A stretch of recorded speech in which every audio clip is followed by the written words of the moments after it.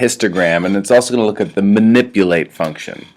Before we get started, though, let's just, let's suppose we've got some data set that's described here.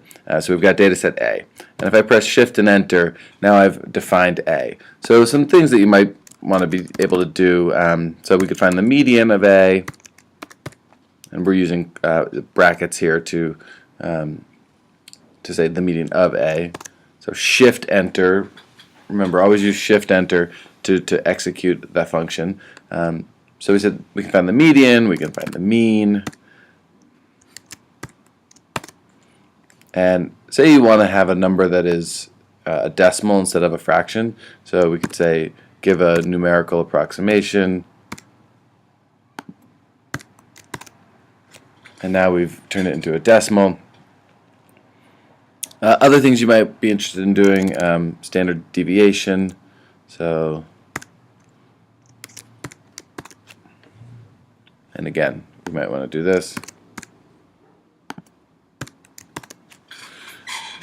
Okay, but mostly the purpose of this video is to explore histograms and the manipulate function. So let's see. If histogram is a function that Mathematica defines, so we want to do the histogram of A, but then we can set some parameters. So let's look from 0 up to 30 maybe. And so that's saying that I have data that ranges from 1 to 25. So I'm just looking a little bit on the outer ends. And here I can say I want it to. I can define the bin size. So maybe I want to look at bin sizes of 3.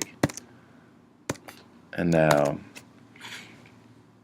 so this is looking at the distribution of our data. So we can see clearly that most of the data is in this bin right here. Well, what's powerful about data analysis and data representation is that if we change some of the parameters, we could make the data look different. So what if the bin size was actually 6? What just happened? What if our bin size was 10? So we make a decision on the bin size, and it can greatly affect the way in which the data looks in terms of its representation. So when we only go by 1, we realize that most of the data most numbers are just occurring once, except there's this huge spike here with the 4. So because we want to manipulate data, or a representation of data, there's a nice function that we can use called manipulate. And what that's going to do is essentially let us explore what we were just exploring. So instead of having bin sizes of 1 or 2 or 3, we could make bin sizes of n. And then what we're going to do is we're going to say, okay, let's let n range from 0 to, well, let's say 0 to 30. So the whole size. Oh, and from 1. So now what we can do is we can change the size of n. And as we change the size of n, that's changing the bin size. And depending on, and this is where data analysis is really a powerful thing, depending on what we want to show in our data, or what we want to convince people or organizations of, we can set n at various levels that might defend the argument that we might want to make. So this is a nice thing to look at the effect of bin sizes on the appearance of our histogram.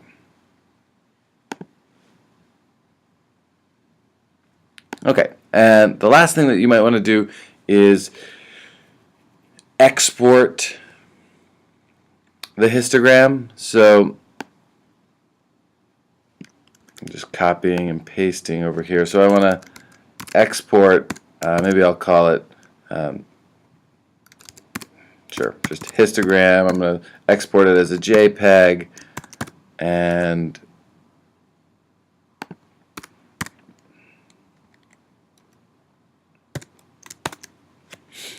now I can, by exporting it, now I can open it, and here's my histogram, and I can copy and paste it and put it into a document.